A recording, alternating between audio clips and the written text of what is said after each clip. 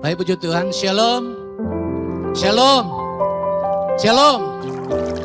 Nah, puji Tuhan. Kita sudah memperingati hari ini oleh peringatan Tuhan Yesus kita.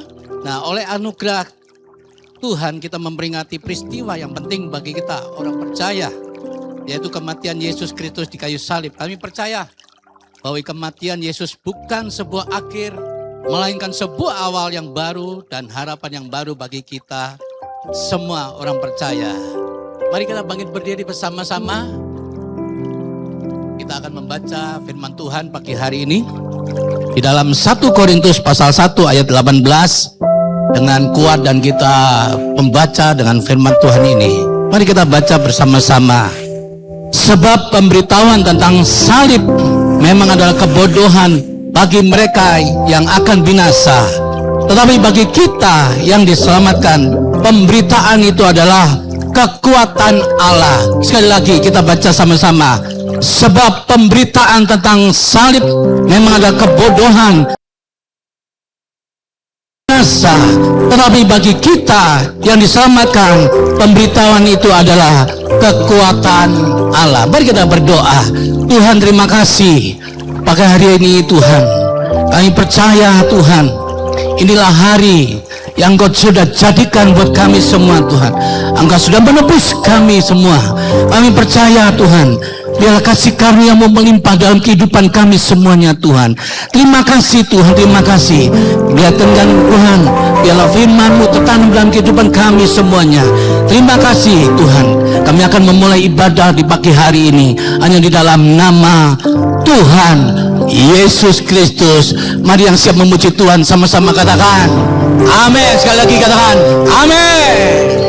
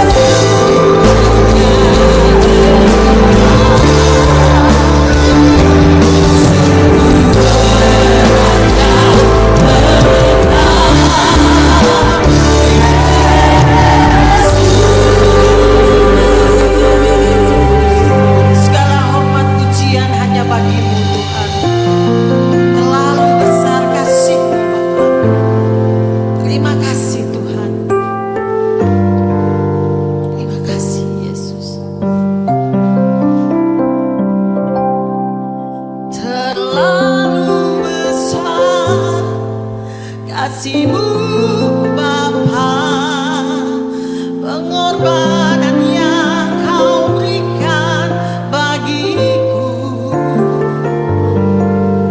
terlalu mahal. Darah-Mu Yesus tercurah untuk menebus hidupku. Terlalu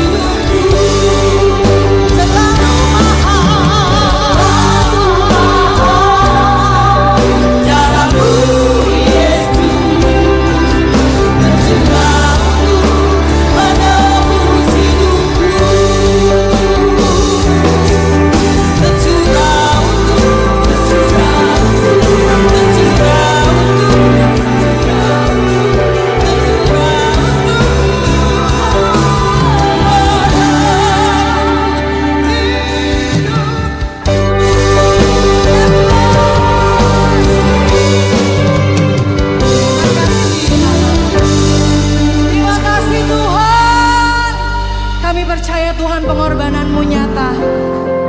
Kami percaya Tuhan semua apa yang kau lakukan karena bukti cintamu terhadap kami. Ini hidup kami Tuhan. Ini hidup kami Tuhan.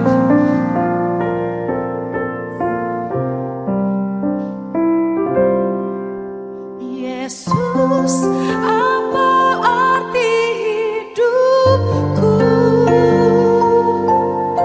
bila kau tak berikan nyawamu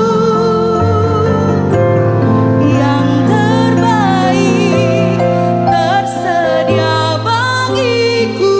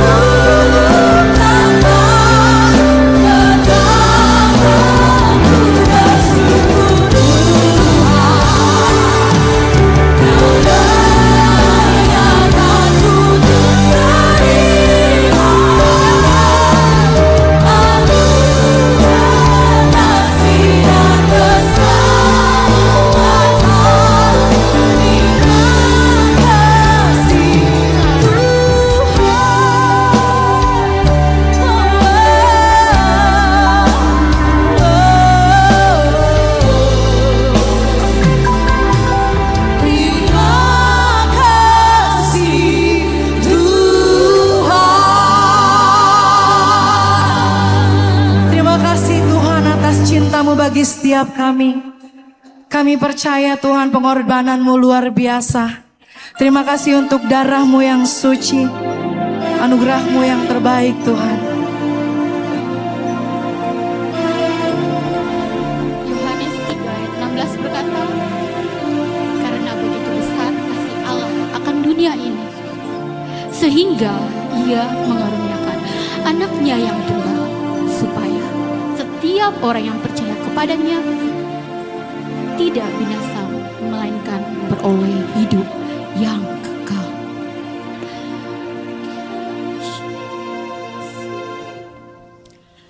Por la via dolorosa saat di Yerusalem, seorang tak berdosa disalibkan, dicambuk, akhirnya dihukum mati di atas Kalvari.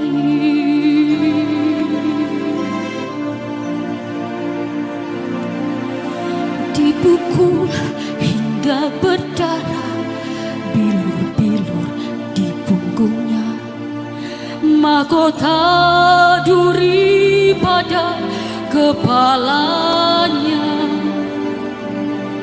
dicaci, dicemooh, diteriakan kematiannya. Por la via dolorosa, jalan penderitaan, Yesus Kristus Mesias menanggungnya. Dia lakukan karena kasih-Nya pada kita semua. Por la via dolorosa menuju ke Kalvari.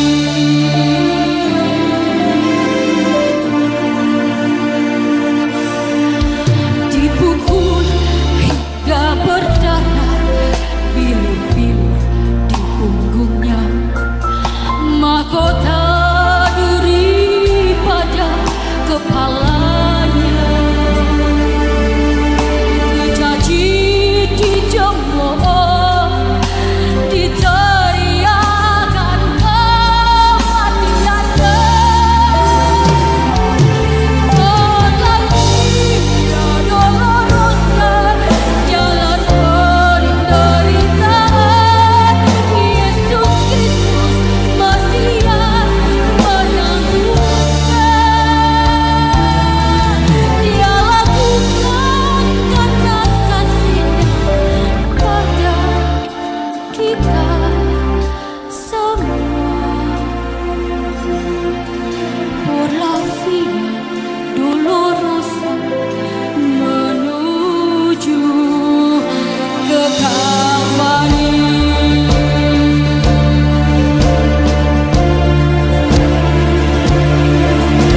Darahnya menyucikan setiap manusia, dibayar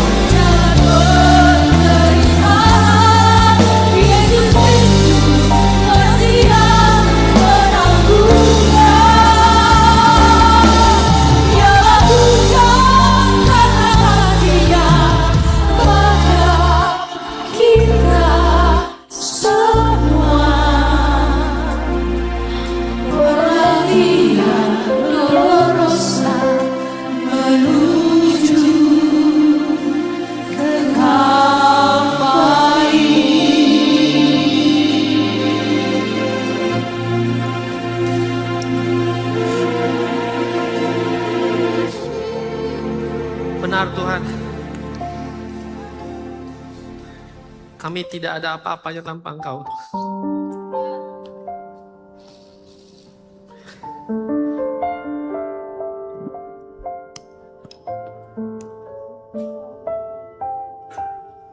ada satu hal pun yang dalam kehidupan kami bisa banggakan bahwa semua hebat dan gagah kami.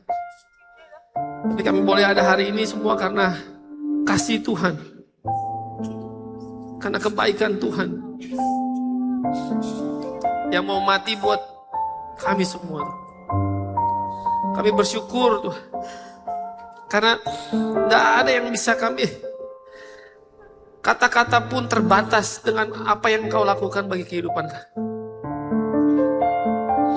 Tapi kami bersyukur, kami hanya bisa bersyukur karena kami punya Allah yang adalah kasih, yang nyata datang ke dunia, yang telah mati bagi kami semua dan telah bangkit menjadi Raja yang hidup, yang telah memerintah dalam setiap kehidupan kami. Kami ada hari ini semua karena anugerah dan kasih. Dan biar dalam kesempatan ini Tuhan, berbicaralah bagi setiap kami. Berbicaralah isi hatimu. Berbicaralah tentang kerajaan-Mu. Berbicaralah tentang dirimu yang Kau adalah Raja dalam kehidupan kami. Urapi setiap kami di tempat ini. Roh Kudus bekerja penuh, jamah setiap hati pikiran.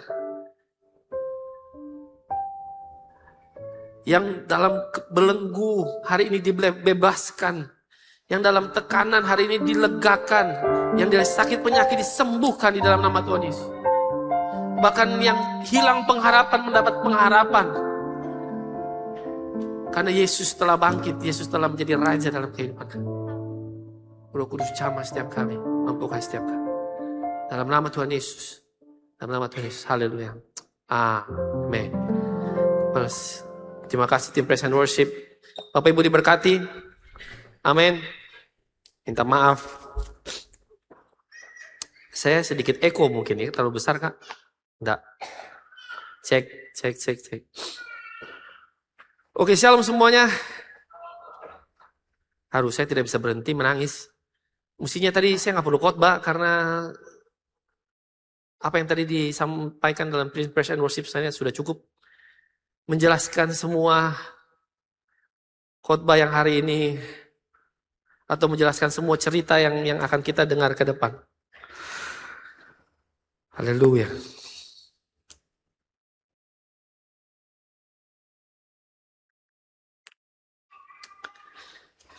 Saya waktu mempersiapkan khotbah ini banyak hal yang dalam diri saya berkecamuk yang selalu berpikir bahwa karya Tuhan ini bukanlah karya yang cuman simbolik, bukan cuman karya yang buat keren-kerenan, tapi karya Tuhan ini jauh daripada yang kita bayangkan gitu. Tuhan baik nggak? Amin. Tuhan kita baik loh. Justru Tuhan kita sangat-sangat baik. Saudara, berapa kali saudara lihat video tadi? Berapa kali dalam kehidupan saudara lihat video tadi? Anggaplah dari film mulai dari pertama kali tayang, pasti sudah hampir bertahun-tahun setiap kali saudara nonton itu kan? Tapi apa rasa saudara sebenarnya? Apa yang saudara rasakan melihat video itu? Aduh, perih, sakit, sedih. Tapi nggak sadar kita bisa rasakan itu. Tapi setiap hari kita hidupin, kita tetap seperti mengulang itu dalam kehidupan kita. Kita seperti menyalibkan Yesus ulang-ulang dalam kehidupan kita. Kita bikin dia seakan-akan dia dicambuk berulang-ulang gitu. Kenapa? Karena kita masih tetap dengan dosa. Tapi hari ini saya mau kita belajar. Mungkin hari ini adalah kesempatan kita untuk mereview kembali, melihat kembali bahwa karya salib bukan cuma sebuah seremonial atau yang kita peringatin. Selamat hari Jumat Agung ya. No, bukan itu. Tapi jauh lebih dalam daripada itu. Jauh lebih mengenal kenapa sampai ini terjadi. Mungkin saya kasih singkat dulu. Kenapa sampai Yesus datang? Karena manusia jatuh dalam dosa. Karena manusia terpisah dengan Allah. Karena manusia tidak menjalankan apa yang menjadi perintah Allah. Keterpisahan ini membuat, kalau saya boleh bilang, kesedihan dalam hatinya Allah itu sendiri. Karena begitu besar kasih Allah akan dunia, makanya dia mengaruniakan anaknya yang tunggal. Supaya apa? Supaya tanggungan dosa kita yang harus kita hadapi, yang harus kita lewati, yang harus kita seperti dicabik-cabik seperti tadi, kita membusuk, tanggungan itu diberikan kepada anak yang tunggal. Harusnya kita semua itu. Tapi karena Tuhan sendiri Allah yang begitu penuh kasih, dia menunjukkan bahwa dia punya kerinduan yang besar bahwa manusia harus terhubung dengan dia, Sang Pencipta. Dan dari awal desain manusia adalah desain yang dimana manusia diciptakan untuk melakukan pekerjaan Allah. Manusia diciptakan untuk membawa kemuliaan Allah di tengah-tengah dunia. Makanya ketika manusia jatuh dalam dosa, firman Tuhan bilang dalam Roma, manusia kehilangan apa? Kehilangan kemuliaan. Mereka kehilangan apa yang menjadi esensi dari kehidupan ini, apa yang menjadi tujuan dari kehidupan ini. Manusia kehilangan akan kemuliaan Allah. Manusia tidak lagi bisa mencerminkan Allah. Itu sebabnya. Makanya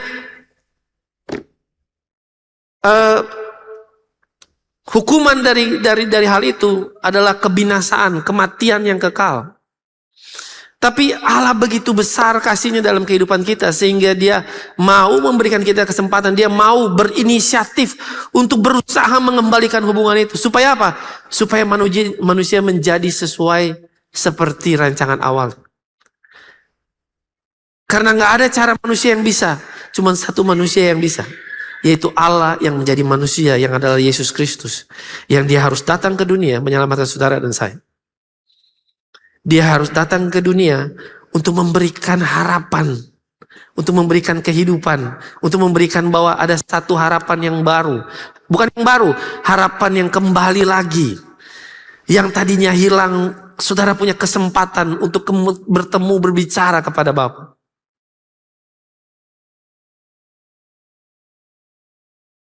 Hari ini kita berbicara tentang the Holy One. Ayat firman Tuhan ini kita diambil dari Mazmur 16 ayat yang ke-10. Mazmur 16 ayat yang ke-10 firman Tuhan berkata begini.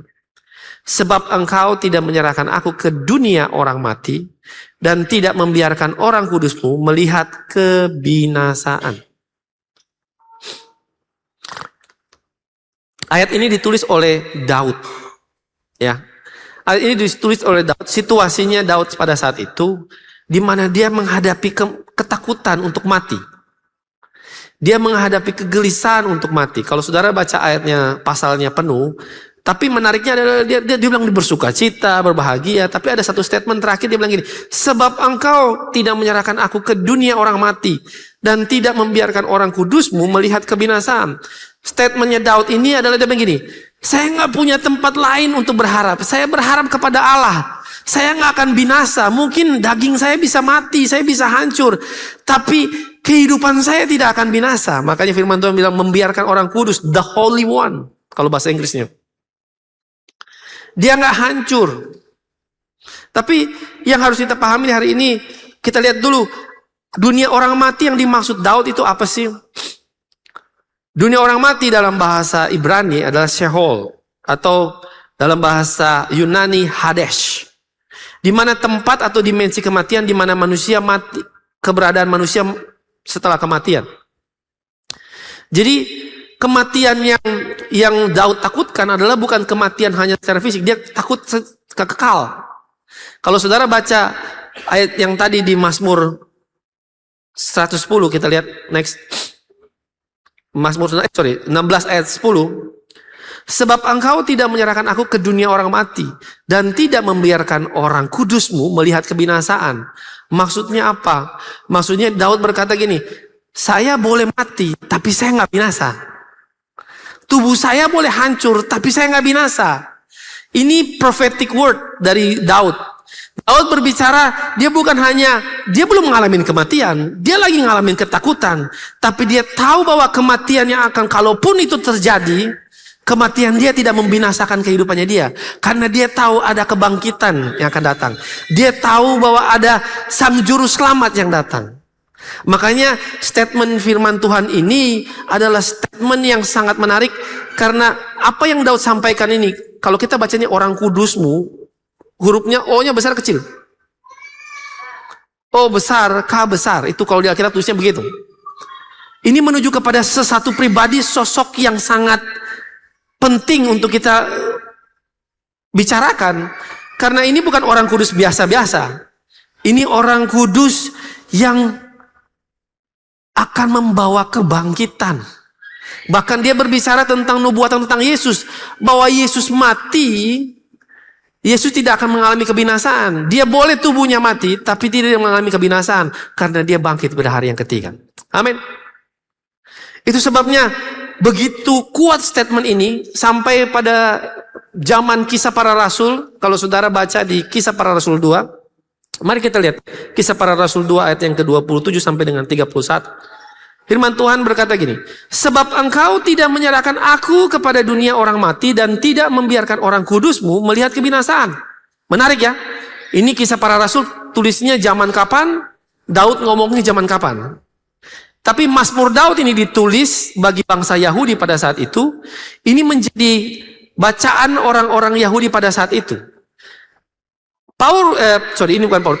Petrus mengutip kutipan dari Mazmur ini. Tapi yang menarik, Petrus mengutip kutipan ini, ayat selanjutnya kita baca. Engkau memberitahukan kepadaku jalan kehidupan. Engkau melimpahkan aku dengan sukacita di hadapanmu. Saudara-saudara, aku boleh berkata-kata dengan terus terang kepadamu tentang Daud, bapa bangsa kita. Ia telah mati dan telah mati dan dikubur, dan kuburannya masih ada pada kita sampai hari ini. Next slide.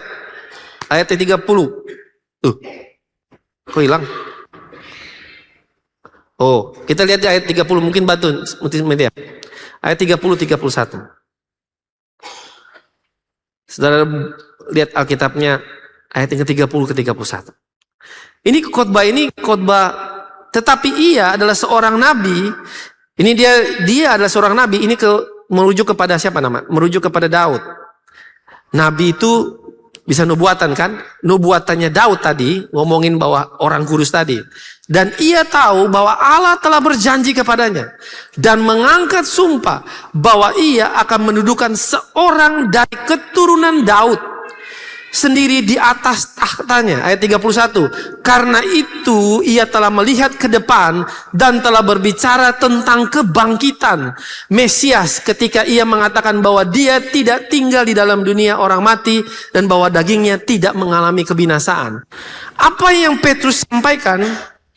Petrus sampaikan di khotbah yang paling terkenal. Khotbah yang mengubahkan 3.000 orang pada saat itu.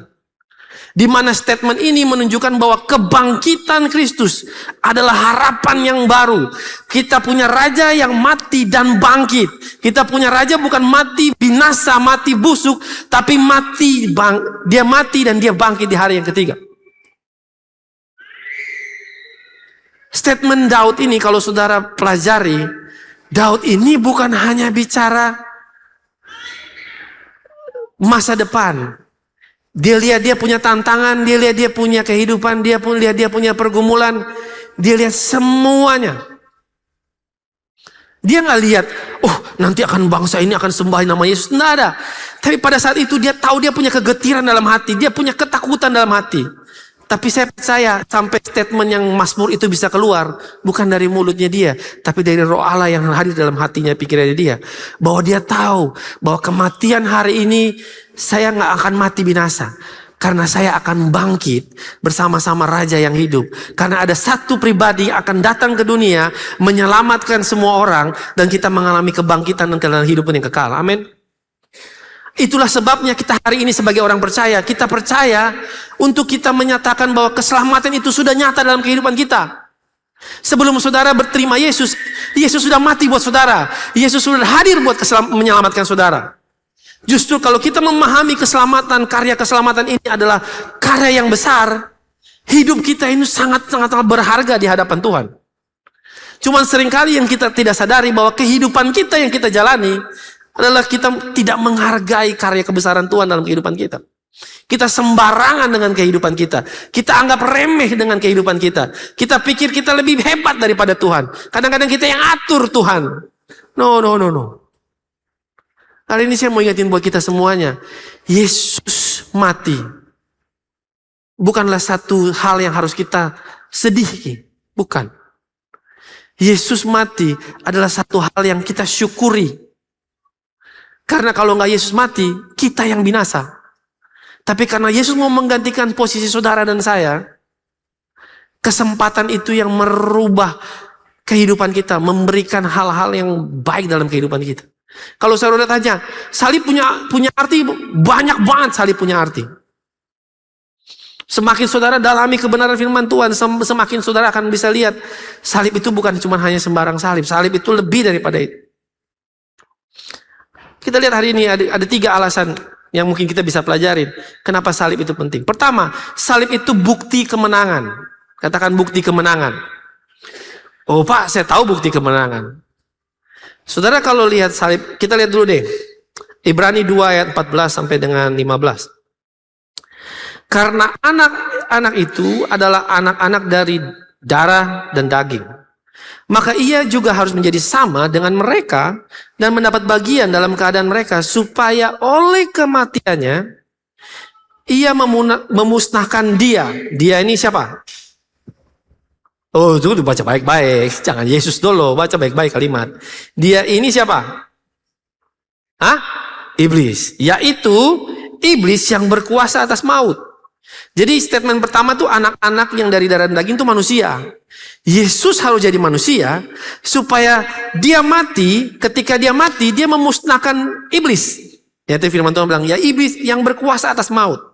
Dan supaya dengan jalan demikian, ia membebaskan mereka seumur hidupnya berada dalam perhambaan oleh karena takut kepada maut. Jadi kalau kita tahu kebenaran, maut itu bukan menjadi ketakutan lagi. Ada amin. Siapa di sini siap mati untuk Yesus? Ragu-ragu baru amin tadi.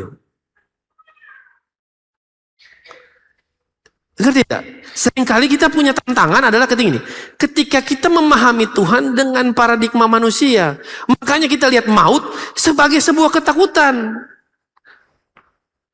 Kita takut hari ini kalau misalnya saya nggak ada gimana? Mau anak istri gimana? Mau anak istri nggak ada, kamu nggak ada, anak istrimu Tuhan yang urus. Percaya nggak sama Tuhan? Iya. Dulu saya punya ketakutan, saya punya kekhawatiran. Saya masih manusia, kita masih manusia. Nggak mungkin, mati rasa dong kalau misalnya, ada pisau datang, wow, maut tidak apa-apa, nggak mungkin. Tetap pasti menghindar lah. Tapi saya percaya bahwa yang dimaksud di sini adalah kematian bukan menjadi satu momok yang menakutkan lagi. Tapi kematian adalah sebagian tempat untuk kita bilang. Makanya Paulus bilang, mati adalah keuntungan. Kenapa? Selesai dari pekerjaan. Kalau saudara hidup hari ini, saudara punya kesempatan hidup hari ini, anugerah Tuhan yang besar, itu saudara harus menyatakan kemenangan dalam kehidupan saudara. Bahwa saudara yang saudara bawa, yang saudara hidupi, bukan tentang saudara, tapi tentang Kristus yang dalam kehidupan saudara. Saudara memuliakan Tuhan dari kehidupan saudara. Saudara bukan bercerita tentang diri saudara, tapi saudara bercerita tentang Kristus. Amin. Kenapa penting? Yesus bawa salib, Yesus datang di atas salib.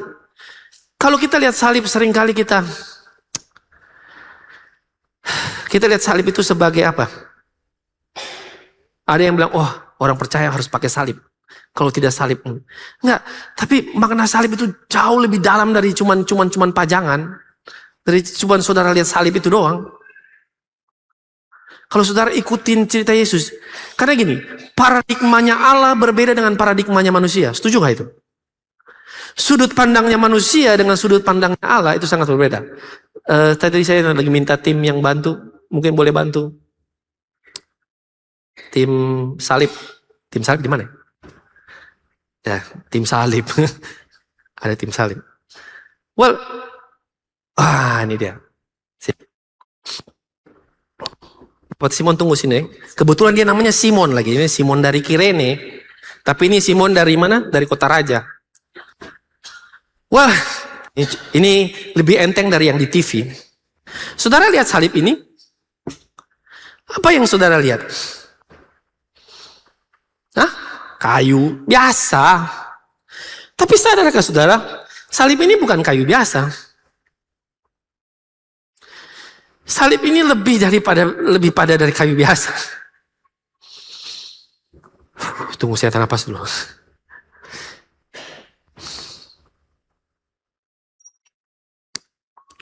Saudara tahu waktu Yesus jalan Via Dolorosa, tunggu, saya mesti gimana? Beginilah. Saudara jalan Via Dolorosa, saudara lihat dia begini kan? Jalan gini kan? Saudara pikir ini jalan penderitaan? Itu kacamata manusia. Tapi sebenarnya yang Yesus lakukan, dia jalan ini, dia jalan tertati-tati. Manusia boleh ketawa dia, manusia boleh hina dia, manusia boleh marah dia. Tapi yang dia jalan sebenarnya, dia lagi nunjukin buat saudara, ini panji kemenangan, ini panji mendatangkan kemenangan. Bahwa dia bilang, saya mungkin buat manusia ini hinaan, buat manusia ini hukuman, tapi buat saya ini panji kemenangan. Kalau saudara lihat salib, salib itu bukan simbol, salib itu kemenangan buat orang percaya.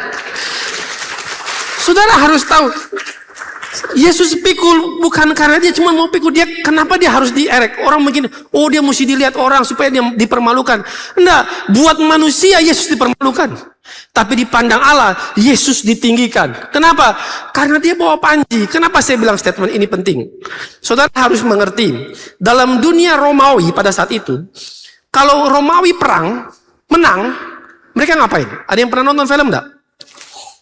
Apa yang orang Romawi lakukan? Mereka akan datang dengan panji-panji, betul enggak? Mereka datang dengan panji-panji. Mereka bawa panji itu tinggi-tinggi. Kenapa? Sebuah kebanggaan. Karena apa? Benderanya berdiri. Kalau saudara yang suka nonton bola, kalau habis kemarin timnya menang, kira-kira ngapain? Bawa bendera. Mau berat apa bendera dia bawa. Kenapa? Bangga minta ampun. Padahal negaranya negara Indonesia. Saudara pari bela negara lain. Iya kan?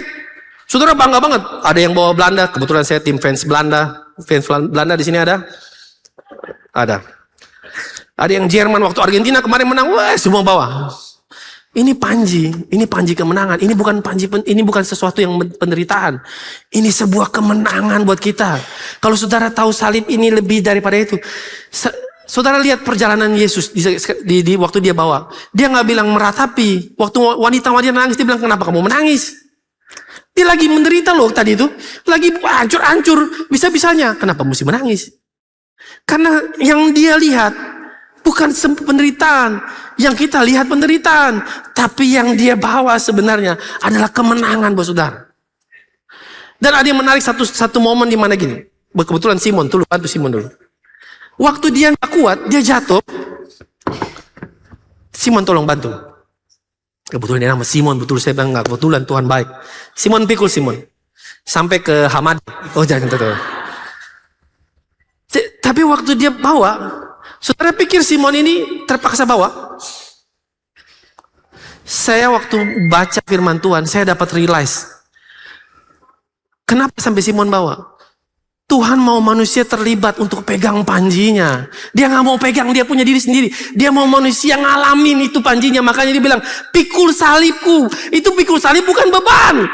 Pikul salib itu kemenangan. Saudara orang percaya, saudara harus pikul salib. Saudara bawa kemenangan itu untuk memuliakan nama Tuhan. Kalau kita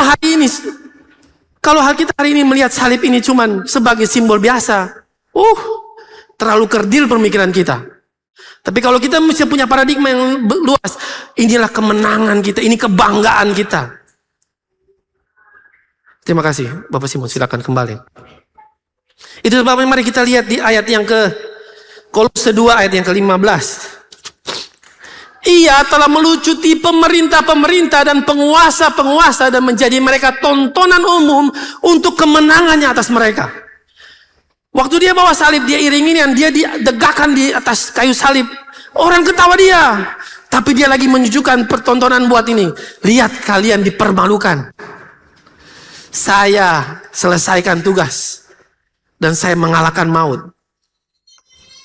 Tuhan bukan cuman, dia bukan, makanya saya bilang, kadang-kadang kita terlalu dangkal untuk melihat cara kerja Tuhan. Karena Tuhan punya cara kerja, kita nggak bisa pakai perspektif kita. Kita harus melihat dengan cara kerjanya Tuhan. Itu sebabnya Kalau kita tahu bahwa salib itu adalah bukti kemenangan, kita harus tahu juga bahwa salib itu membawa pengharapan. Itu sebabnya alasan yang kedua, salib itu adalah bukti pengharapan kita. Banyak orang berpikir, hopeless kehidupan ini. Berapa hari-hari ini kita penuh tantangan? Kok kayak saya kerja gini-gini aja, hidup saya gini-gini aja. Ada yang mungkin tes masuk PNS kah, tes masuk apapun, gagal mungkin berulang-ulang kali. Ada yang mungkin ngalamin perjalanan hidup yang berat dalam keluarganya, kok ulang-ulang lagi. Kayaknya gak punya harapan.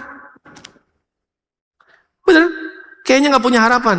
Tapi saya mau ingetin semua, buat kita semua, bahwa salib adalah bukti bahwa maut telah dikalahkan, sakit telah ditanggung, kehidupan saudara, tantangan yang saudara hadapi telah dikalahkan semua di atas kayu salib, dimenangkan. Kalau hari ini saudara gagal, bukan berarti saudara hancur. Ada kesempatan, ada harapan. Itu sebabnya jangan pernah berfokus kepada diri kita, tapi fokus kepada Dia yang sedang memberi harapan itu. Fokus kepada Tuhan Yesus Kristus yang adalah Raja dalam kehidupan kita. Dia adalah Raja yang bangkit dari atas maut. Itu sebabnya kita datang kepadanya, kita datang dengan pengertian, kita datang dengan pengharapan. Karena kita tahu kita nggak punya dasar pengharapan yang lain sama Tuhan. Ada momen dalam kehidupan kita, teman kita, orang terdekat kita, siapapun yang kita pikir mereka bisa tolong kita, mereka nggak bisa tolong kita. Ada momen itu. Tapi hari ini saya mau ngomong buat kita semuanya. Harapan kita harus terfokus kepada Kristus. Karena salib itu bukti pengharapan. 1 Petrus 1 ayat 3 firman Tuhan berkata, terpujilah Allah dan Bapa Tuhan kita Yesus Kristus, yang karena rahmatnya yang besar telah melahirkan kita kembali oleh kebangkitan Yesus Kristus dari antara orang mati, kepada suatu hidup yang penuh dengan pengharapan. Kebangkitan Yesus memberikan harapan. Kematian, Dia tidak mati cuma sebentar. Dia tidak mati lama-lama, Dia mati cuma sebentar. Dia bangkit pada hari yang ketiga. Saudara pernah bertanya, kenapa Yesus bangkit hari ketiga? Kenapa nggak Dia bangkit hari keempat, kelima, keenam, ketujuh, kedelapan? Karena dalam budaya bangsa Yahudi, kalau orang sudah mati di hari yang keempat, itu sudah ngalamin pembusukan. Which is pembusukan, dagingnya rusak. Kalau saudara ingat statementnya tadi Petrus punya statement, dibilang Yesus mati tapi tubuhnya ngalamin pembusukan, ngalamin pembinasaan. Jadi Yesus buktikan bahwa sebelum dagingnya busuk, Dia bangkit. Dan Yesus menunjukkan bukan hanya itu, Dia menunjukkan bahwa Dia berkuasa atas langit dan bumi. Dia berkuasa dari surga sampai neraka, kuasanya sudah di tangan Dia. Dan statement ini menunjukkan buat kita semuanya bahwa harapan itu jelas. Kita punya Allah yang hidup. Nah masalahnya gini, kenapa kok kita punya Allah yang hidup, tapi kok kehidupan kita nggak ada perubahan? Karena kita punya cara paradigma melihat Tuhan dengan kacamata kita. Kita melihat Tuhan dengan understanding kita. Kita melihat Tuhan dengan cara memahami kita. Dan kadang-kadang kita nggak ngerti cara kerja Tuhan sama cara kerja manusia berbeda. Cara kerja Tuhan kayaknya kok nggak sempurna. Pernah ngalamin nggak? Cara kerja Tuhan nggak pernah sempurna. Kita berpikir yang kita atur sempurna, tapi cara kerja Tuhan kok cacat ya? Tapi waktu kita mengerti cara kerjanya, kita mau bilang gini, ini yang terbaik buat Tuhan. Ternyata yang Tuhan punya rencana bukan yang kita dimuliakan, tapi nama Tuhan dipermuliakan. Saya punya pengalaman, saya pernah cerita, saya pernah ada event di mana kita lagi event, tiba-tiba sebelum event hujan besar sekali. Sampai saya bilang gini, Tuhan, kita ini super berdoa loh. Masa Tuhan tidak kasih cuaca cerah?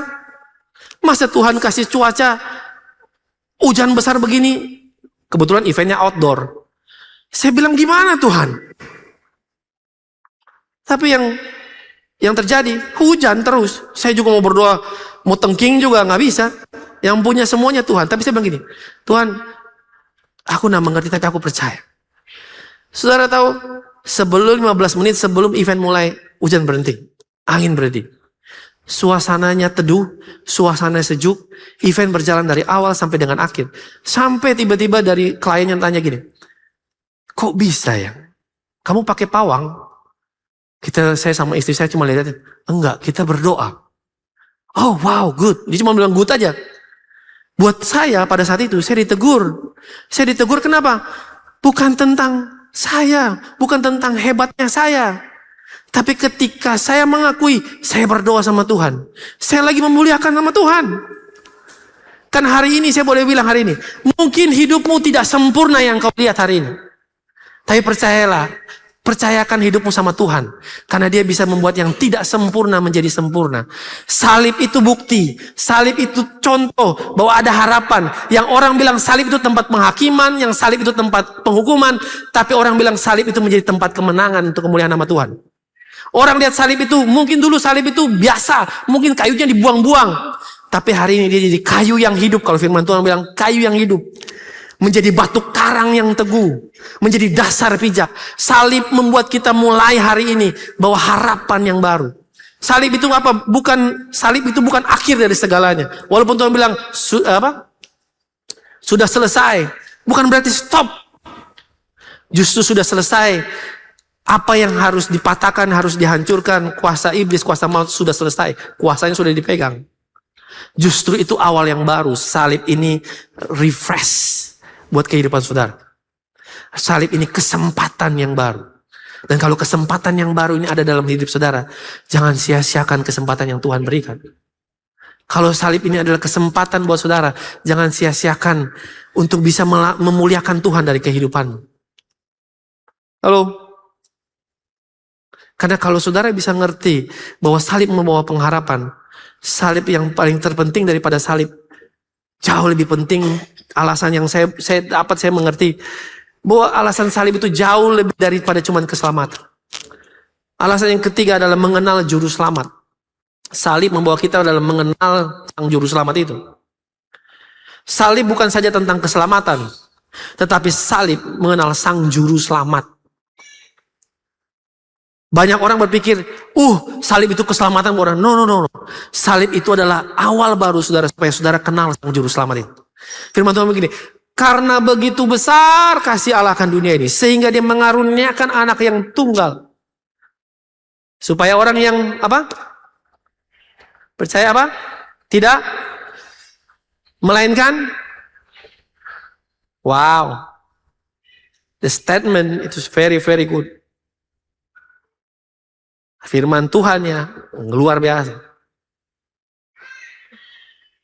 Karena begitu besar akan siapa yang percaya kepadanya, kalau saya belum gini, barang siapa yang mengenal dia tidak akan binasa, melainkan memperoleh hidup yang kekal. Apa itu hidup yang kekal? Kita lihat Yohanes 17 ayat yang ke-13. Kita baca sama-sama yuk. 1, 2, 3. Inilah hidup yang kekal itu, yaitu apa? Bahwa mereka mengenal Engkau, satu-satunya Allah yang benar, dan mengenal Yesus Kristus yang Engkau utus. Saudara tahu ini statement ini diomongin oleh siapa? Diomongin oleh Yesus di dalam doanya buat murid-murid. Waktu dia berdoa buat murid-murid, ini salah satu statement di mana dia bilang, yang paling penting dari semuanya adalah mengenal Dia. Salib bukan tempat hanya cuman untuk simbol orang percaya, no. Salib adalah kesempatan untuk kita mengenal Sang Raja. Kita punya kesempatan yang kita dekat dengan Dia. Saudara, kalau tadi saudara lihat video waktu Yesus selesai, apa yang terjadi? Waktu dia begini, terus kalau film lihat tadi, air hujan turun ceritanya kan, film biar dramatis sedikit ya. Tapi ada satu momen lagi setelah itu, apa? Apa yang terbelah? Banyak terbelah, ya kan? Kenapa? Saudara tahu itu artinya apa? Yes, hubungan yang dulunya butuh proses panjang, kalau mau ketemu Tuhan tuh mesti pastikan hati, pikiran, semua nih, ini mesti bawa korban yang baik. Kalau diterima ya haleluya, kalau nggak diterima tunggu lagi next berikutnya. Tapi hari itu waktu Yesus mati, hubungan yang tadi jauh langsung jadi dekat. Hubungan yang tadinya kalau mau kenal tuh mesti ada perantara, tapi hari ini saudara tinggal doang gini. Bapa kami yang ada di surga, dikuduskanlah namamu, datanglah. Sangat dekat. Salib membawa kita ke pengenalan yang sangat dekat dalam kehidupan ini. Kita diizinkan Tuhan mendekat. permasalahannya. Pak, kenapa saya bisa nggak kenal? Karena saudara nggak belajar untuk mau mendekat dengan dia. Bagaimana cara dekat dengan dia? Menurut saudara, cara dekatnya adalah ketika saudara hidupin kasihnya. Karena firman Tuhan bilang, barang siapa tidak mengasihi, dia tidak mengenal Allah. Pernah dengar firman itu? Betul atau tidak? Barang siapa tidak mengasihi, dia tidak mengenal Allah. Karena Allah adalah kasih. Which is karya salib Kristus yang adalah kasih Kristus. Tanpa pengenalan yang benar, kita nggak akan bisa melihat hidup kita ini punya makna yang sesungguhnya.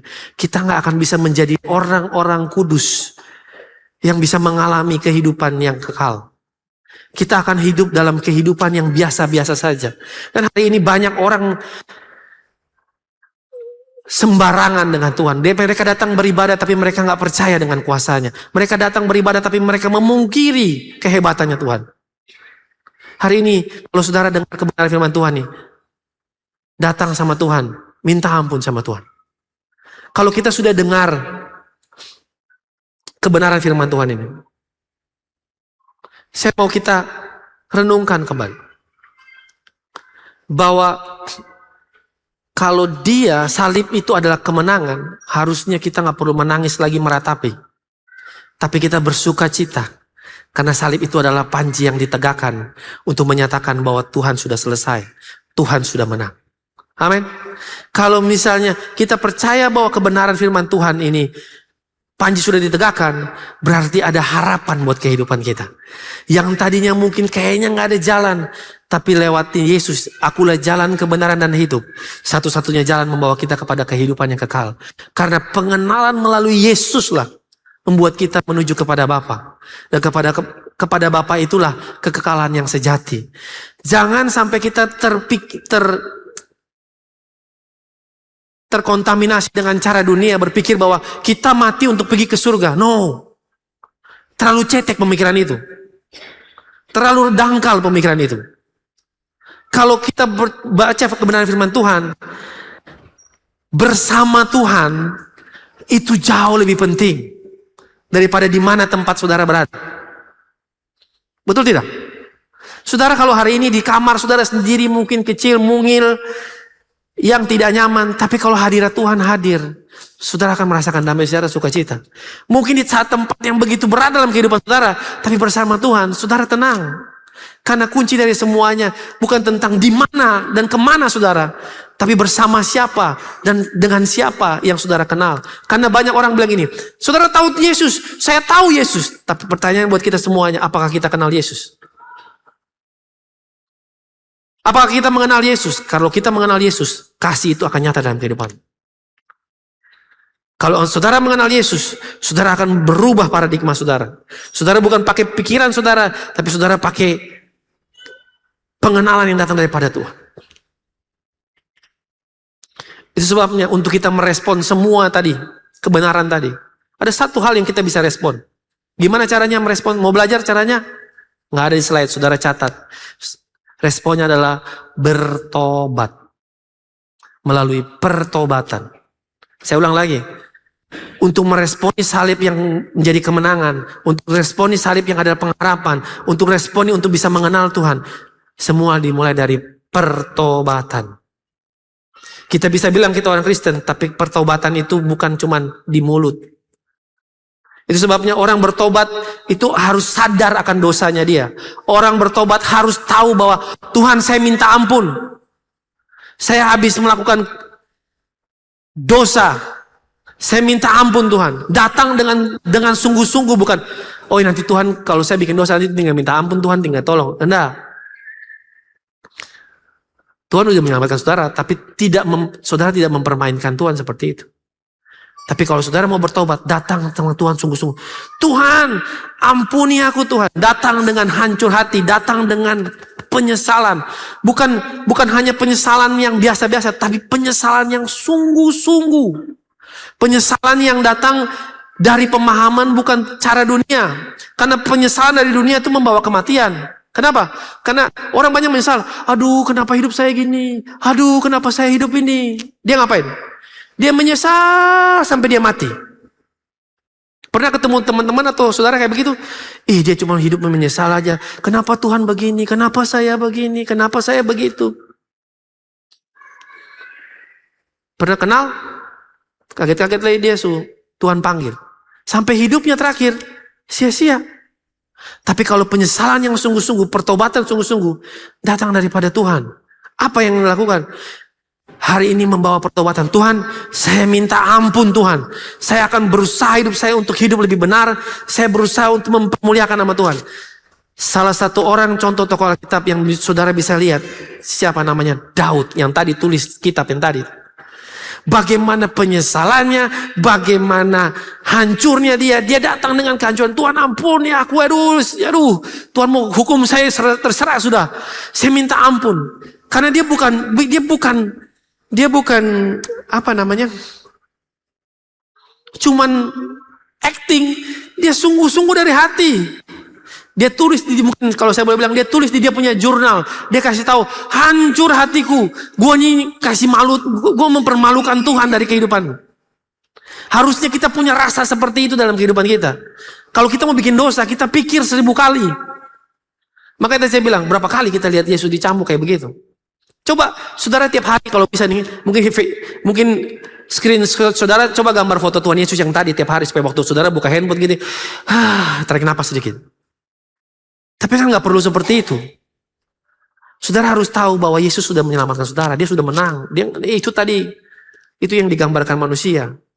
Saya tahu apa yang dialami dia jauh lebih berat daripada yang apa yang digambarkan itu. Karena gak ada manusia yang bisa mendescribe seberapa berat dan seberapa berat bebannya. Kenapa saya bisa bilang statement itu? Yesus aja sampai ketakutan waktu dia berdoa karena dia tahu apa yang akan dia lewati. Yesus sebagai manusiawi banget pada saat itu. Tapi marilah kita belajar bertobat. Bertobat itu disadar dari dosa. Bertobat itu penyesalan yang sungguh-sungguh. Yang terakhir, pertobatan itu dimulai dari apa? Dari perubahan hidup. Saudara gak bisa bertobat cuma bilang, oke, saya ini bertobat. No, hari ini saudara bilang bertobat. Hari ini saudara berubah. Bertobat itu dari sini, yang hidupnya dosa, saudara balik untuk masuk hidup dalam kebenaran. Pak, kita mulai dari nol. Gak apa-apa. Saudara lihat bersama Tuhan, hal yang mungkin hilang dari saudara hari ini, Tuhan bisa gantikan berkali-kali lipat. Amin. Apa yang hilang dari saudara hari ini? Bukan uang, bukan materi. Apa yang hilang? Damai, sejahtera, sukacita yang selama ini hilang dalam penderitaan saudara. Karena saudara hidup dalam dosa. Ketika saudara balik, ada sukacita dan damai dan harapan dalam kehidupan saudara yang saudara akan bisa nikmati. Jangan lihat orang lain. Makanya hidup ini jangan pakai kacamata kiri kanan. Lihat sama Tuhan, fokus sama Tuhan. Karena kepada dia adalah harapan, kepada dia adalah sumber kehidupan, kepada dia adalah damai sejahtera. Itu sebabnya yang kita pelajari hari ini di Jumat Agung ini, saya mau kita ingat, pertobatan kita mulai dari kehidupan kita. Kalau hari ini saudara ada di tempat kebenaran firman Tuhan, saya mau ingat saudara, pertobatan itu bukan cuman actionnya, bukan bertobat, enggak. Ambil langkah selanjutnya, bawa hidupmu datang kepada Tuhan, izinkan Tuhan bekerja dalam kehidupan. Ambil komitmen untuk yang belum dibaptis, ambil komitmen untuk dibaptis. Karena itu sebagai tanda orang percaya ketika kita mau mengambil keputusan, saya mau ikut Yesus. Saudara punya statement untuk saya mau meninggalkan kehidupan yang lama dan saya mau menjadi hidup yang baru. Karena salib Kristus membawa kita kepada manusia yang baru, bukan manusia yang lama lagi. Paradigma kita bukan lagi paradigma yang lama, tapi paradigma yang baru. Yang adalah Yesus yang adalah Tuhan dan Juru Selamat. Amin. Sekali lagi, buat kita semuanya, di Jumat Agung ini, jangan pernah melihat salib itu dengan cara yang sama hari ini saudara lihat. Kalau saudara keluar, saudara tahu bahwa itu adalah sebuah panji kemenangan. Panji sorak-sorai. Panji bahwa raja kita telah bertahta. Saya tutup dengan ini. Saudara tahu waktu Yesus datang turun ke Hades 3 hari. Dia datang sebagai apa? Halo? Sebagai apa dia datang? Orang mati? No. Dia datang sebagai raja. Karena waktu dia datang, dia bukan datang sebagai orang yang biasa. Saudara lihat nih, Dia di mahkota duri kan. Buat manusia itu mahkota duri. Tapi di pandang Allah itu mahkota raja.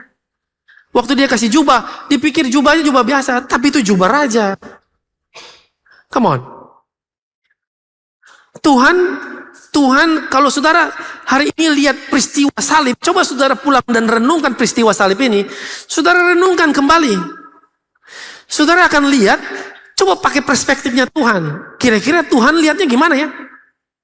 Kalau buat kita, aduh kasihan nih, aduh tete manis sayang dia. Kalau di Ambon bilang gitu, tete manis toh, tete manis sayangnya. Sio kasihan tete manis sayang dia.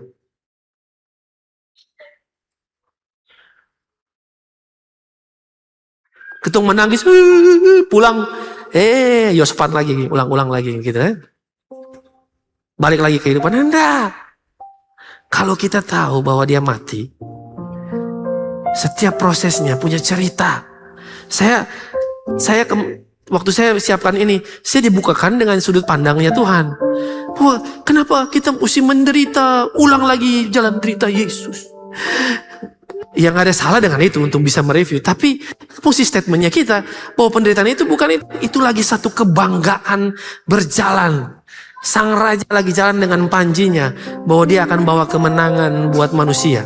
Dia bawa kemenangan buat kehidupan yang gelap ini. Dia bawa harapan buat kehidupan yang gelap ini. Saya nggak tahu saudara hari ini mungkin saudara nggak punya harapan, tapi hari ini salib itu memberikan harapan buat kehidupanmu. Salib itu memberikan kelegaan buat kehidupanmu. Engkau mungkin nggak tahu punya arah, tapi salib itu adalah jalan satu-satunya untuk saudara menemukan kehidupan yang sesungguhnya. Karena kehidupan ini bukan tentang diri manusia, tapi kehidupan ini tentang raja. Kehidupan ini bukan tentang berapa banyak harta kita, tetapi kehidupan ini tentang sukacita, damai sejahtera daripada Allah Bapa itu sendiri. Di mana terjadinya? Ketika Allah itu hadir dalam kehidupan. Hari ini kalau engkau bertobat dalam pertobatanmu, engkau izinkan Tuhan hadir dalam hidupmu, Dia akan mengubahkan kehidupan. Dia akan mengubahkan kehidupan. Dia akan mengubahkan kehidupan. Kalau saudara rasa berat hari ini, satu-satunya cara yang saudara hidup utuh, Yesus namanya.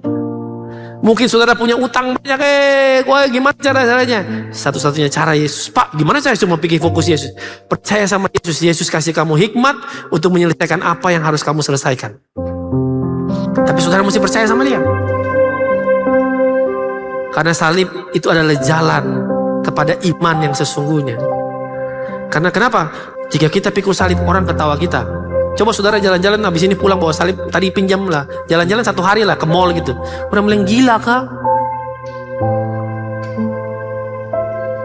Tapi salib itu jauh lebih penting. Bukan saudara nggak perlu pikul, tapi saudara bawa di sini. Karena dia sudah selesai dari kayu salib. Dia sudah jadi raja dalam kehidupan saudara. Kalau saudara nggak bisa lihat masa depanmu hari ini, masa depanmu tetap Yesus. Itu cuma satu-satunya jalan, mas. Pegang sama Dia, andalkan Dia, gak ada cara lain. Kita ini memperingati yang kita rayakan 3 hari berikutnya, karena kemenangan itu jauh lebih penting daripada cuma kematian. Selangnya cuma 3 hari, tapi kemenangan itu selama-lamanya kekal. Bahwa Dia hidup membawa kekekalan, Dia bawa pengenalan supaya kita bisa kenal sama Dia. Amin. Saya minta tim praise and worship kita nyanyi tadi lagu yang ku bersyukur tadi. Saya mau saudara ambil waktu saudara untuk renungkan kebenaran firman Tuhan ini.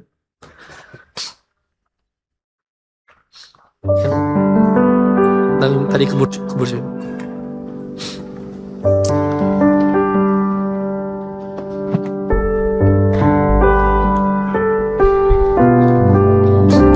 Kalau kita renungkan lagu yang tadi, saya sangat diberkati nih. Nanti kita akan menyanyi sama-sama. Saya mau saudara resapi setiap kata-katanya. Karena gak ada kata lain yang kita bisa banggakan. Kita cuma bisa bersyukur bahwa Tuhan kita baik. Amin. Tuhan kita baik. Mari kita nyanyi. Saya undang kita bangkit berdiri. Mari kita menyanyi. Kata yang mampu ungkapkan betapa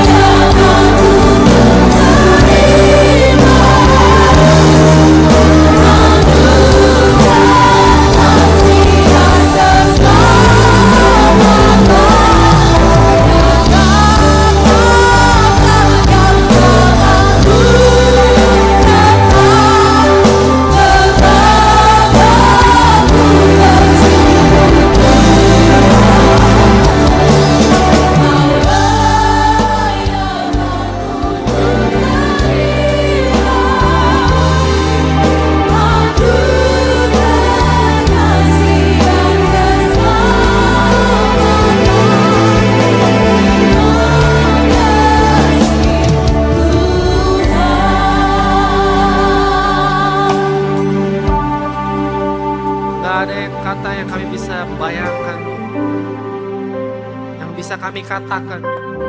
Kami cuma bisa bersyukur karena karya-Mu yang begitu indah dalam kehidupan kami, umat manusia. Terima kasih untuk salib-Mu yang adalah panci kemenangan dalam kehidupan kami. Terima kasih untuk salib-Mu yang adalah harapan dalam kehidupan kami. Terima kasih untuk salib-Mu yang membawa kami mengenal Sang Juru Selamat yang sesungguhnya. Ajar kami Tuhan. Berdoa Tuhan buat setiap hati yang disentuh, yang tersentuh, yang dijamah oleh Tuhan. Biar dari setiap pribadi di tempat ini mereka mengalami pertobatan. Mereka bukan menjadi orang yang cuma hanya bertobat di mulut mereka, tapi mereka mendatang daripada hati, pikiran mereka, bahkan dari tindakan mereka. Sehingga kehidupan mereka bukan lagi bercerita tentang diri mereka, tapi kehidupan mereka bercerita tentang Allah yang hidup, Raja yang telah bangkit, yang telah memegang kuasa. Dan kami percaya Tuhan, bahwa setiap pribadi di tempat ini akan dilegakan, akan disembuhkan, bahkan mengalami masa depan yang penuh dengan harapan. Karena Engkaulah masa depan kehidupan setiap kami. Kami mengucap syukur. Roh Kudus jangan pernah berhenti dalam kebenaran firman Tuhan. Roh Kudus terus jamah, terus ubahkan, terus bangkitkan gairah untuk bisa melihat bahwa sukacita atas kemenangan yang Tuhan telah berikan dalam kehidupan kami. Dalam nama Tuhan Yesus, haleluya. Amin. Kita akan melakukan perjamuan. Ada Bapak Ibu yang belum dapat perjamuan? Ada yang belum dapat? Kalau ada belum dapat boleh lambaikan tangan nanti. Ada di belakang 2, di depan 2, di belakang 1. Di atas? Aman? Hah? Sekali lagi, perjamuan ini saudara harus mengerti dalam 1 Korintus berkata begini. Jadi barang siapa dengan cara tidak layak makan roti dan minum cawan Tuhan, ia berdosa terhadap tubuh dan darah Tuhan. Oleh karena itu hendaklah tiap-tiap orang menguji dirinya sendiri, baru sesudah itu ia makan roti dan minum dari cawan itu. Karena barang siapa makan dan minum tanpa mengakui tubuh Tuhan, ia mendatangkan hukuman atas dirinya. Sebab itu banyak di antara kamu yang lemah dan sakit, dan tidak sedikit yang meninggal. Kalau kita menguji diri kita sendiri, hukuman tidak menimpa kita. Statement ini kelihatan menakutkan ya, tapi statement ini sebuah kebenaran. Karena roti dan anggur ini kita percayai bahwa menjadi persekutuan dengan tubuh dan darah Kristus. Kalau kita makan dan minum, kita bukan hanya cuma makan dan minum, kita harus punya hati yang inline sama Tuhan. Hati yang benar-benar bersih, hati yang datang dari pertobatan, yang tadi firman Tuhan sampaikan. Kalau saudara datang dengan kebencian hari ini, saya mau sebelum saudara makan semua, saudara datang kepada Tuhan, minta ampun sama Tuhan. Supaya apa? Supaya saudara gak ngalamin sakit dan saudara ngalamin kebinasaan yang sia-sia. Ini firman Tuhan kata. So sebelum kita makan semuanya, mari kita tunduk kepala kita. Kita datang hati kita, uji hati kita. Cek hati kita, kalau ada kegelisahan, ada kekecewaan, datang minta ampun sama Tuhan. Datang minta ampun Tuhan. Kalaupun ada orang yang mesti saudara ampuni, lepaskan pengampunan itu. Walaupun berat. Karena itulah kasih yang sesungguhnya. Itulah karya salib yang sesungguhnya. Mari ambil waktu.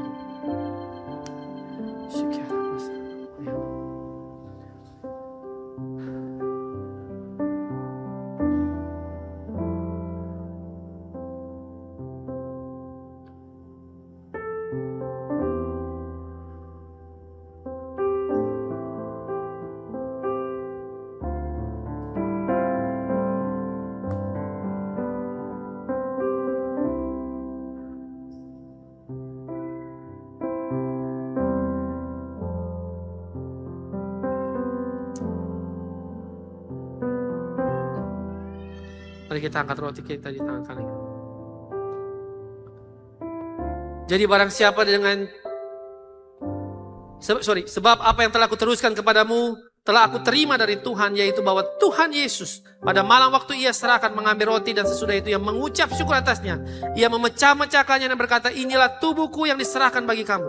Perbuatlah ini menjadi peringatan akan aku. Bukankah roti yang kita pecah-pecahkan adalah persekutuan dengan tubuh Kristus? Makan dalam nama Yesus, dalam nama Yesus.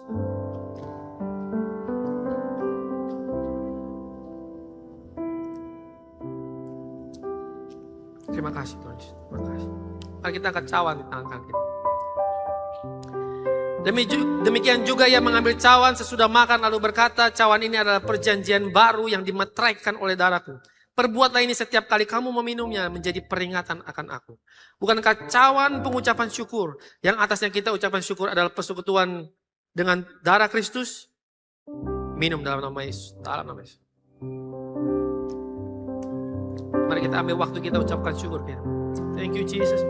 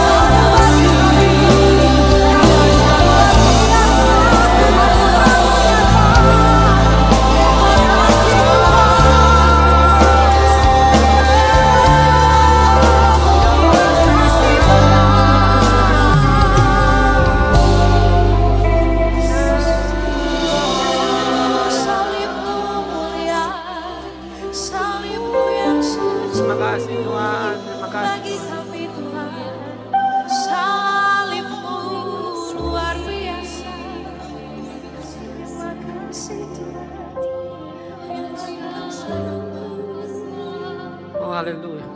Terima kasih Tuhan untuk kasih-Mu yang begitu besar bagi kami. Terima kasih Tuhan untuk kemenangan yang kami peroleh hari ini. Sampai seterusnya. Karena kami percaya kami punya Raja telah bangkit dan telah memerintah. Dia akan datang untuk memerintah selama-lamanya. Kami bersyukur Tuhan. Karena kami punya Allah yang hidup. Allah yang datang ke dunia. Yang menjadi sama seperti manusia. Yang menunjukkan teladan bagi setiap kami. Ajar kami untuk terus memancarkan kemuliaan Tuhan bagi kehidupan kami. Ajar kami untuk meneladani karya Kristus dalam kehidupan kami. Ajar kami untuk mengenal Engkau lebih lagi. Sehingga kehidupan kami didapati sebagai orang yang setia dan memuliakan Bapa di surga. Dalam nama Tuhan Yesus Kristus. Haleluya. Amin. Tuhan Yesus memberkati kita semuanya.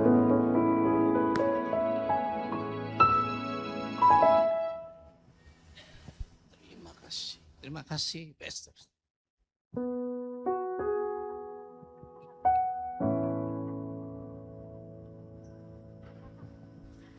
Nah, salib itu membuktikan kemenangan. Salib itu membawa bukti pengharapan dan salib itu tentang mengenal juru selamat kita. Saudara yang percaya, mari kita berikan tepuk tangan paling meriah buat Tuhan kita. Bapak Ibu Saudara diberkati Tuhan. Mari kita siapkan persembahan kita. Adakah Bapak Ibu yang belum mendapatkan amplop persembahan? Tolong lambaikan tangan saudara. Ada Bapak Ibu yang belum mendapatkan amplop persembahan supaya dilayani oleh asyar kita. Ada di belakang? Ada di kanan, sebelah kanan. Iya. Bapak Ibu, kalau sebelah Bapak Ibu sudah mempersiapkan persembahan kita, mari kita bangkit berdiri bersama-sama.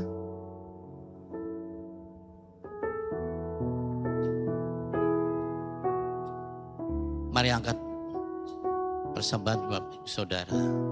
Tuhan terima kasih atas kebenaran firman-Mu pagi hari ini. Biarlah itu sebagai bukti pengorbanan-Mu di kayu salib Tuhan, untuk menebus kami semuanya Tuhan. Terima kasih Tuhan. Penyertaan-Mu sempurna bagi kami. Ini saatnya kami akan memberi Tuhan. Kami percaya Tuhan, biar pemberian kami, persembahan kami untuk memperluas kerajaan-Mu. Dalam nama Tuhan Yesus Kristus. Haleluya. Amin. Silakan Bapak. Takkan pernah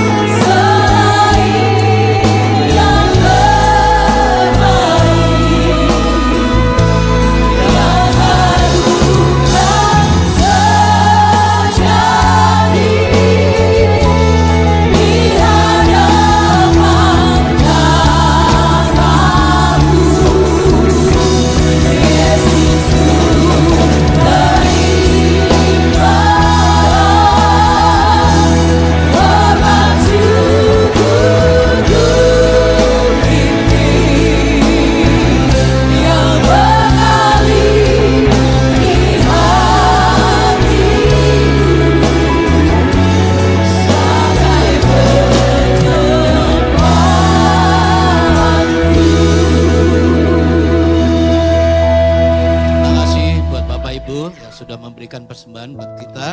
Nah Bapak Ibu, saya akan menyampaikan beberapa penyampaian. Adakah Bapak Ibu yang baru pertama kali hadir beribadah di tempat ini? Tolong lambaikan tangan saudara yang baru pertama kali hadir di tempat ini.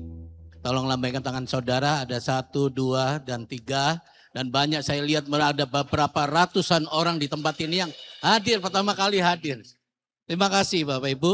Nah Bapak Ibu, apakah kalau saudara belum mendapatkan tempat beribadah, kami membuka pintu untuk mengundang Bapak Ibu untuk hadir tempat ini. Nah Bapak Ibu, pagi hari ini akan sampaikan beberapa pengumuman, yaitu ada satu, yaitu ibadah. Ya, tanggal 5 kita beribadah di tempat kita masing-masing. Ya, ada di Rok Sentani jam 9 pagi. Juga di Entrop yaitu jam 9 pagi di tempat ini. Nah yang paling terakhir yaitu pengumuman pada hari ini, yaitu adalah doa malam tanggal 10. Ya, tanggal 10 hari Jumat jam 7 pagi di tempat ini juga ada di Sentani. Ya, saya percaya jemaat tempat ini suka berdoa. Yang setuju katakan amin. Yang setuju katakan amin. Ya, Bapak Ibu saya ulangi lagi, doa malam hari Jumat tanggal 10 minggu depan Bapak Ibu, ya jam 7 pagi, jam 7 malam. Jam 7 malam di tempat ini juga di Sentani. Itu saja yang saya sampaikan pengumuman. Mari kita bangkit berdiri bersama-sama. Kita akan mengakhiri ibadah kita di pagi hari ini.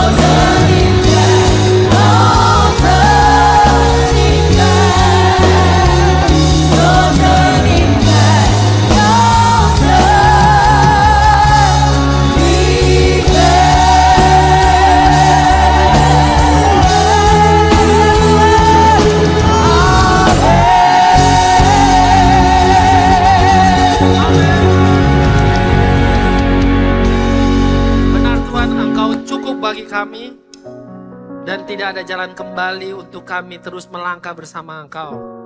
Karena mulai dari saliblah jalan kami, jalan kebenaran yang hidup ada di Yesus Kristus yang Tuhan. Kami telah mengakhiri ibadah ini Tuhan. Tapi kami percaya Engkau tidak berhenti di tempat ini. Engkau telah Engkau terus menjamah setiap pribadi di tempat ini. Mengubahkan kehidupan setiap pribadi di tempat ini.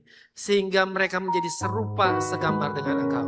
Mereka bisa memuliakan Tuhan dari kehidupan mereka.